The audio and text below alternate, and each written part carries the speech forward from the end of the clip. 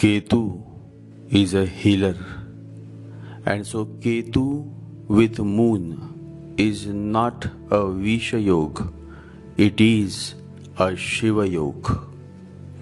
It is very unfortunate that people are defaming Ketu, but till I am alive, till my close fellow travelers and followers are alive, we will ensure that nobody defames Ketu.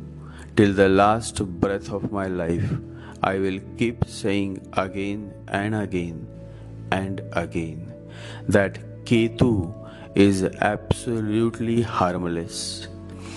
It is the greatest irony of this Kali Yuga that the one who is a provider is being labeled as a killer.